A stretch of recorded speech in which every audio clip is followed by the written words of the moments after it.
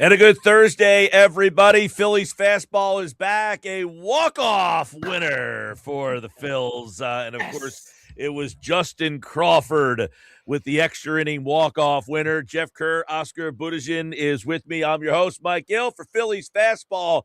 The last two wins, guys, a little infusion of youth for the Phils. It was Crawford's game winner yesterday. It was Painter's gem on on Tuesday. So all of a sudden, just like that, things are looking up for the Phils. Day off today, they'll go to Colorado. Boys, how we doing? We're doing good. They care 2.0. How about that? I mean, it's wonderful to see. I mean, the Phillies needed this big time, big time, particularly on our offense. I mean, our offense has been stalled. I mean, the entire year, the first 5 games of the season, and it was great to see Mundito. I mean, this is kind of what you dream, right? 2 outs, 2 strikes, bottom of the ninth inning. I mean, your ability to be able to make a difference in a game, and Mundito got that huge hit. I mean, probably one of the best hits, if not the best hit of the season so far. And then Crawford came back and got that walk off. I mean, it's a win. A win is a win. We needed this, and it was great. It was great to finish kind of the homestand with that huge win. Jeff, you look at that last couple innings, it looked gloom and doom. They're down 5-1, but Real Muto, a guy that we've talked about in a negative light, he hits a home run. Obviously, Harper been struggling along. He makes it a 5-3. And then in the ninth inning, they put together a series of good at-bats. Yeah, you know what's funny, Mike, and I think we talked about it on the Sports Bash yesterday. You know, when it's 5-1, when I'm watching a baseball game, it's like, okay, they're probably going to lose. Let's see if someone can get going, right? So JT Realmuto hits a home run. I'm like, okay, that's a start. That's a positive, right? Then you get Bryce Harper hitting the home run. You're like, okay, well, now they're in the game. And as long as it can stay 5-3, you have a shot. And, you know, Mundo Sosa, again, for some reason, why he wasn't hitting that fastball? Why did the Nationals give him a breaking ball to hit? Hey, listen, you got to take advantage of the mistakes, and they made a mistake, and he took advantage of it. Because I will say, you know, a lot of people hate how the Phillies go by the book so much, but as soon as they brought in a left-hander, the Phillies hit for Stott and went with Sosa. And I know a lot of Phillies fans get mad. Why are you taking Stott out of the game, or why are you taking Sosa out of the game? Just let them play. Well, this is a situation where they hit Sosa, and then the Nationals countered with a right-hander on Sosa, and he came up big in that spot against a right-hander because obviously earlier in the day he did not get the job done facing the left-hander. So he did get the job done. The pitcher made a mistake, and he made him pay for it. Yeah, we got 12 hits yesterday. I mean, that was huge. To me, this was probably even though he doesn't feel that way. I mean, initially, Cavalli was dominating the Phillies, and we had a hard time. And I'm outside of what the double by Schwarber bringing that run in. I mean, it just felt heavy. It felt heavy. And look, at the end, this team woke up, and I mean, the Realmuto home run, the Harper home run. I mean, kind of remaining in the game. We're still there. And then Mundito goes and that guy that gets a huge hit. I mean, and it was the first two at bats. He looked awful. I mean, the first two swings he made on that at bat. I mean, they looked awful. But he has a way of making magic happen and using his great athletic ability. And you saw him later on in the glove with his glove in the 10th inning. I mean, that was special. I mean, that was special. He's a special guy, and I love the energy between him and Garcia. Adolis Garcia was his best man in his wedding. I mean, they're really, really close. I mean, they went together to Luzardo's wedding in Italy, and look, it was very, very special. I mean, to see those moments are the ones you cherish and the ones that get this team going. I mean, this often needs to get going. Even though we got 12 hits, I mean, how many hits did we get in between the 9th and the 10th inning? I mean, it was just everything coming in bunches. I mean, this is a streaky team, and look, I'm glad we were able to get that inspiring win, and hopefully this is the beginning of something good, and we have to win at least 2. I mean, I'm hoping 3 games up in Colorado, so. Well, Oscar, one interesting point about it, you got the box score up for the people watching on the social media platforms.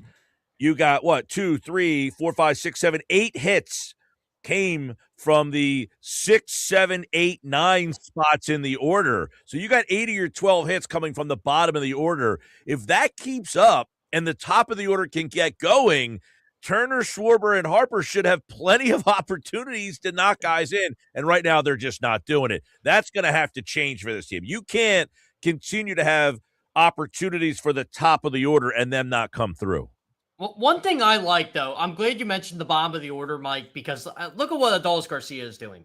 318. I mean, he got off to a kind of a slow start, but we talked to him the other night. He's hitting the ball hard. I mean, his hard hit ball rate is over 60%, which is incredible through 6 games of the season. It's not going to stay like that. It's probably going to drop to in the 40s, but that's still impressive for him. JT Realmuto finally got going. Justin Crawford, I mentioned this pre-show.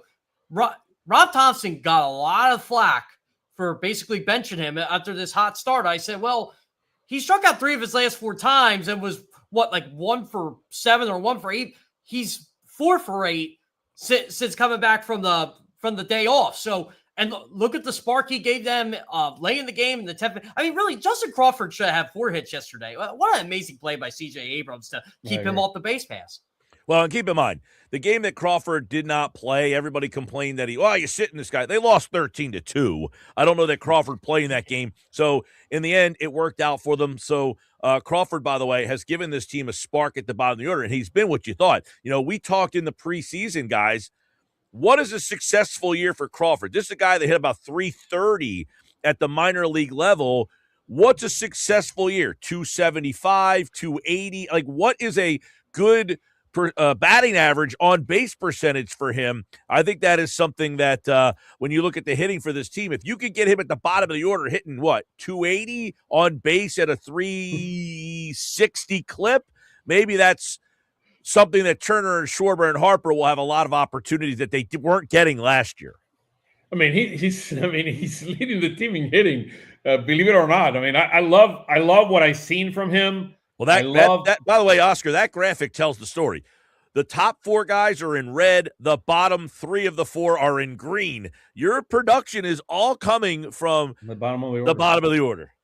Yeah, Schwarber, it is what it is. I mean, he has 4 hits, and 3 of them are extra bases, a couple of home runs, and a double. I mean, that's Schwarber at his best, right? But then on the other side, he has 10 strikeouts. That's what I'm saying. That's a lot of strikeouts. Look, guys. The top 3 hitters are very streaky. I mean, there's no way around it. I mean, Harper needs to go back to his MVP year where he was driving the ball to left field. I want to see him hitting more to left field. He's trying to hit a lot of balls towards center. And I'm not saying, some of Harper's, finally he got his first home run yesterday. Some of Harper hits have been well hit, but he needs to use the entire field in a much more effective rate.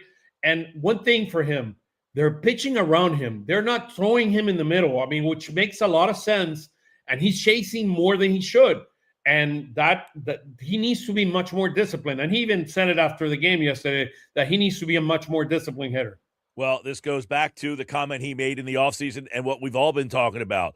They do not have adequate protection behind Harper, and he sees it when he goes to the plate. And I think that contributes to his chase rate and him trying to do too much because he knows the guy behind him, and it's not a knock on Bohm. Bohm is just not he's not the right protection for Bryce Harper. And Bryce Harper knows it, and I think that causes him to press a little bit because he knows I'm not getting a perfect pitch. So I'm trying to do something with a pitch that really isn't the pitch I want. That's why Garcia hitting like he's doing. If he can keep this up for another week or two, you might see the change there because I was under the impression when they signed Garcia, hey, look, this guy has the potential to be the cleanup hitter of this team. And, if you're looking throughout the organization, I think they thought that too, but Rob Thompson decided, no, I'm going with Alec Bohm because he's the run producer. Well, you're not really producing runs when you're 2 for 21 on the season. And, when you get the bases loaded, you ground to a double play like on, Tuesday night. So, again, to me, look, we could say this till we're blue in the face. Those 4 guys in the red that Oscar has pointed out here, they just got to hit the ball. The bottom of the lineup is doing their job. Now it's time for the highly paid stars. Okay, let me ask this question to both you guys then. Turner, Schwarber, Harper, boom. They got to hit the ball. Is there any part of you guys that think they won't? I guess the one question is, one of these years, one or two of these guys are going to take a step back and a decline. Is that this year? Is it next year? Is it the year after? When is it? I don't know that we all think that, Turner is kind of taking it, or Harper or Schwarber or Bohm, or all four of these guys going to all kind of get hot at the same time. I don't think it's now. I mean, I do trust that these are big time hitters. I mean, they're getting paid for being big time hitters. One stat that I want you to look carefully at is the bases on ball for Harper. He said he needed to be more patient. He only has 2 bases on balls. Yeah. I mean, they're pitching around him, and he needs to be more patient. And he's just trying to get itchy that he wants to hit. I mean, he's gotten a couple of. When you look at the hard hit rate, a couple of good hits, but the reality is he needs to be more patient. He needs to wait for his pitch, and that's not happening. 3 for 25, guys. 3 for 25. Those are 120 for Harper. I do believe we play with a not elite part of us. He's an elite hitter. He's one of the best hitters in baseball. You saw how clutch he was at the World Baseball Classic. Let's just be patient. I do believe these hitters are elite hitters, but they need to be less streaky, and they need to be more patient at the plate and wait for their pitch. And look, Alec Bohm, wake up. Come on, let's get it going. 2 for 21. Wow. Not the start you want to have, particularly if you're going to be a free agent. Going in your free agent year. So this is how I look at it too. By the way, Bohm got off to a really slow start last year and then ended up at 287. Now, the one area where I think people look at Bohm, they want the power. They want more power from Bohm, and I don't think you're going to get that. He hit the home run on opening day, but Bohm is what he is. He's a 275, 13 to 18 home run guy. Can he drive in 100 runs again? He had 97 for 2 years in a row. I think that's what the Phillies need. But the one guy to keep an eye on, guys, is Garcia. If Garcia can prove that he can be some protection, do they trust him enough to put him in a higher profile spot in the order, or they like the fact that, hey, we got this guy kind of hitting 6 and maybe he could do a little damage from down there? Well, that's what I was saying with the bottom of the order, right? Because I kind of like him right now at 6 because he's kind of getting things going for the bottom of the lineup, and there are guys on base. At least that's what it seems when he comes up. But, look, he's a right-handed hitter. He's a power bat. He hits the ball hard. His chase rate's still high. We're not going to debate that. He is what he is, but the fact that the ball can go out of the ballpark. And by the way, though, Jeff, if he's hitting 4th, they might pitch him differently. Exactly. Yeah. Absolutely. And you know what? That's what I was thinking. Like at the beginning of the season when I did my optimal lineup, I'm like, hey, you know what? 5th or 6th, that's not a bad spot for Adolis Garcia because then he gets better pitching. And I'm wondering if I know Stott's 5th right now. Do they consider moving him down? I think they should. I was going to say, Oscar, you go back to that one slide, the first slide, which is now on the screen for the people watching. Marsh 350. Stott 200. Marsh hit 5th a lot last year. Could you see those two guys flip-flop again? March is a great hitter against right-handed pitching. If you have a right-handed pitcher there, look at one stat that is very interesting. Alec Bohm, look how many strikeouts he has. Only 1. What that means is he's hitting. He's very weak. He's not hitting for power. He's not driving the ball. It's very, very concerning. Even though he has the most RBIs, believe it or not, and it shows, again, it's only 6 games, guys. It's going to take some time, but Alec Bohm needs to start, hitting the ball in a much more effective way because 1 strikeout, too much weak hitting after 21 at bat. So it's something, only 2 hits. It's very, very concerning. All right. By the way, guys, I was glad you mentioned him, Mike. People have been bugging me on social media about this, and I keep telling them, hold your horses here. Should Justin Crawford move up in the order? I love him at 9th, and I think he should stay there. Yeah, what happened if you move Garcia and you move Crawford, you start creating different expectations. If they're hitting, let them hit where they are right now. What we need is the top of the order to get going. That's what they're being paid for. That's the bottom line of this. Because by the way, for the people out there who want Crawford moved, he gets pitched differently if he's hitting leadoff or number 2. Because, with his speed somewhere down the road, maybe a year or 2 from now, maybe Crawford profiles as a guy at the top of the order. But on this team with Turner, Schwarber, and Harper, right now, he gets to do his damage at the bottom of the order. I do want to slide over to Christopher Sanchez and his game yesterday, because I don't think he had his best stuff, and he battled his ass off, guys, and kept them in that game. The 4 walks were obvious, but he gave up 4 hits and 4 walks, 8 base runners. Not a great whip for Sanchez, but man, did he battle, and that's an ace right there. Yeah, his changeup was not what it has been over the last few starts. I mean, he did not have his best changeup yesterday. Go ahead, Jeff. Oscar, how about 12 swing and misses yesterday, despite him not having the command or the control? I mean, that's what impressed me. 25 swing and misses through 2 starts. I mean, even when this guy is not on, look what he was able to do. I mean, that's just telling me he's in line for a really good season again. He had a weak slider 2 years ago. He's perfecting the slider. Look, he had a 57% whiff rate yesterday with that slider. It was his best pitch. I mean, in terms of percentage whiff. I mean, I love that this guy is special. This guy is special. He continues to grow, and being able to do what he does with only 3 pitches is just fascinating. And that changeup, I mean, one of the best in baseball, together with Terrence Skubal. I mean, he's really, really good. I mean, I love what he's seen. He did not have his best day yesterday, and I mean, you see it on the 4 base on balls. I mean, that tells you the story that he did not have the command on his pitches yesterday that what he's had it historically. I saw an ESPN.com article that had the 11 top-tier pitchers in baseball. Did you guys see this article? Yes. Christopher Sanchez was number 5. Zach Wheeler was number 10. And Jesus Luzardo was number 11. The Phillies, according to people around baseball, have 3 of the top 11 pitchers in baseball. And I don't know where Andrew Painter ranks on that list, but, man, you get a game from you get the pitching to start to click like people hope it will. You should win a lot of games, because they found a way to win a game yesterday when Sanchez didn't have his best stuff. And listen, he kept them in that game because their offense didn't help him out. Yeah, I mean, honestly, like, if it wasn't for the overturned call, which, again, I thought the runner beat out, but, yeah, if it wasn't for the overturned call from the throw of the second to first, Brad Keller gets out on that 7th, and maybe this game doesn't go to extra innings, or maybe this team doesn't rally. I think that's been something that we've kind of masked. Like, the bullpen hasn't been actually pitching up to snuff yet, and I was actually talking to a couple people about this. Wait till Ryan Kerkering comes back, because then that pecks Jonathan Bolin back down the order. Yeah. Jeff, he pitched last night. What can you tell us about Kerkering? Sweeper was really good last night. Look, he pitched a perfect 7th inning. He didn't piggyback off anybody. It was more of he came in the 7th, what his role would be, second back-to-back. Fastball was really good. It was close to 97 miles per hour on average.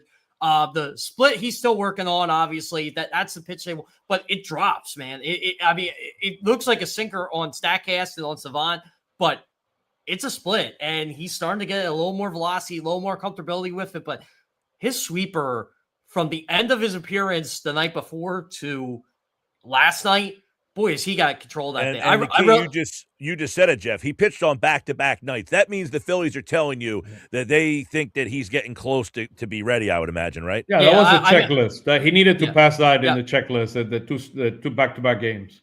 Yeah, I was told that they plan on bringing him back the Giants series, but that was still up in the air. Like, he would join the team on the road trip. It does look like he will be back for that Giants series. Oscar, give me, we have the pitching numbers up there. Give me something that stands out about you, about this pitching so far that you're surprised about. I mean, the ERA, both 24th for starting pitching and 26th for relief pitching, it's not where we won this. We're 29th overall in ERA. I mean, that's the biggest surprise to me. Look, Taijuan Walker he's going to be throwing in Colorado. It's scary. I mean, it's a scary thing. I mean, he needs to do a much better job than he did on his first outing. I know he's trying hard, but it's a matter of, at this point of his career, where his talent is. I mean, if he throws too many strikes in the middle of the zone, they're going to destroy those pitches. And The interesting part is Colorado. I mean, believe it or not, the Colorado numbers both on hitting and pitching so far after 6 games is better than the Phillies. So it's like, hey Oscar, I need you to do me a favor with this graph tomorrow, since they do it the day off today. Look up the starting pitching ERA and take Taijuan Walker out of it. I wonder where it's at. It's probably the middle of the pack. I would say maybe. Yeah, that's what I would assume. Yeah. Yeah. Well, the bullpen ERA. The bullpen ERA. That is what it is. I mean, I'm not surprised by that at all. The Keller. I'm going back to the initial slides of yesterday. Pop, Alvarado, and Duran did a really good job that held them off. I mean, if they don't held them off in the bottom, even bringing that Pop there after Keller allowed a home run, bringing Pop there shows you that Topper wasn't too. He was basically saying, "Look, we might not be coming back in this game." Yeah. I mean, that's what tells you having Pop right there instead of bringing Alvarado earlier. And then Duran, both Alvarado and Duran and Pop did a really nice job holding it off for us to be able to come back. So, all right. You know what's crazy about the Alvarado ERA? It's going to be high for a long portion because he only got 1 out the other night and gave up 4 runs. It's going to be high for a while.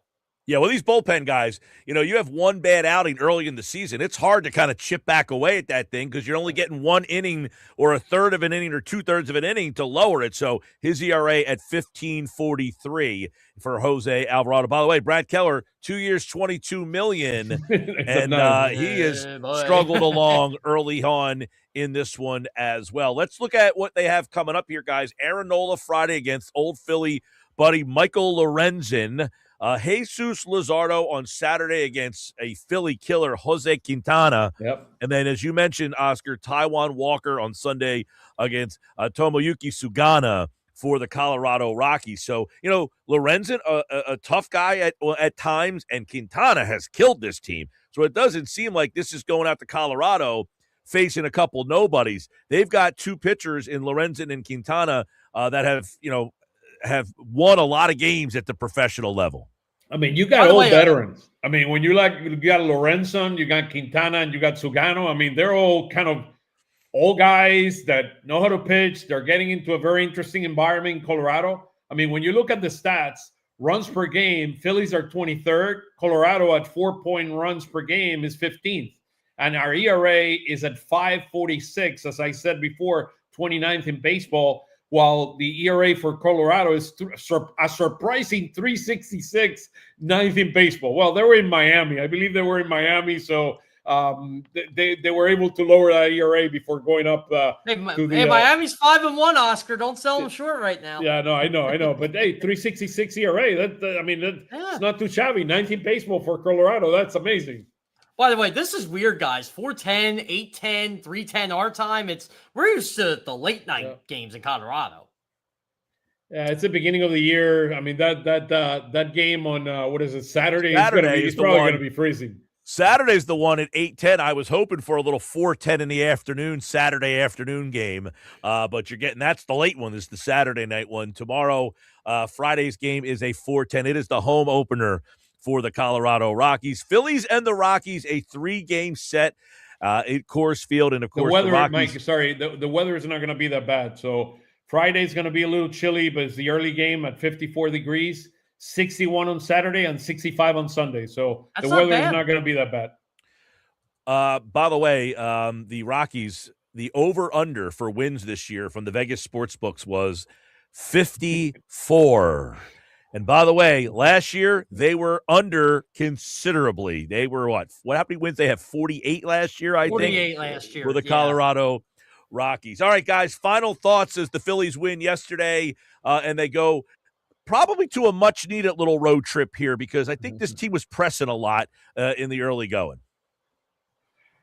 Yeah, absolutely. Our friend Kyle Fisher is there with us today. It's a pleasure to have you here, Kyle. Said Brandon Marsh, you have been in the 5th hole hitter without a guy against right-handed pitching. Agree. Has the 30th I agree best with Kyle, OPS. 100%. Yeah, absolutely 100% with you, Kyle. Great to have you here, brother. And Kyle, that's a good point because last year we had a little. This was late in the year, kind of when they moved Stott to the 9-hole, and Stott kind of took off in the 9-hole last year. That's when he kind of turned his season around. You remember he was hitting leadoff for a little while. He got off to a good start in the leadoff spot, then he really cooled off, and then they had him, progressively until he got to the 9-hole. And we were saying, keep him in the 9-hole because he was doing some damage there. I was pretty surprised that he started this year off in the 5-hole. And I wouldn't be surprised if that is a short-lived stint in the 5-hole. Yeah, So Kyle, I thought that's that good was a point by him. reward. Yeah, I thought that was a reward for his spring. I still say, Mike, and I know we've talked about this multiple times, but for me, I'm just going to say it right now. The optimal lineup for me would be Turner, Harper, Bohm, Schwarber. I like Schwarber at cleanup. Marsh at 5th, Garcia 6th, Stott 7th, JT 8th, and then you have Crawford 9th. I mean, that's where I think you would get the most production. Yeah, you got to move. You should move March. Let's see if he does it over the weekend. I mean, these are all right-handed pitchers, and I mean they don't have the best staff in the world. So I expect March probably will hit 5th. One of the things I just mentioned this before we close. Topper likes to keep things. I mean, the same. I mean that's one thing he needs to. I think he needs to be more adaptable to where things are happening and it's an interesting topic to talk about. Yes. Listen, this is a topic that we could do a whole show on. How tied to the analytics and the book that the Phillies are. It's a left-handed pitcher, I go with my right-handed lineup. It's a right-handed pitcher, I go with my left-handed lineup. That kind of stuff is definitely going to manifest over the season where people get very frustrated when so-and-so is hot and then he sits. Well, people don't realize he's sitting because the pitcher maybe has good numbers against him or stuff like that. A lot of these bench days are predetermined. Hey, this guy's going to sit on April 30th because he played 9 straight days in a row. So that is something I think a lot of the fans get frustrated with. You know what, Mike? You've been doing this a long time. You've been hosting Sports Bash for what, 25 years? Too long. Do you remember?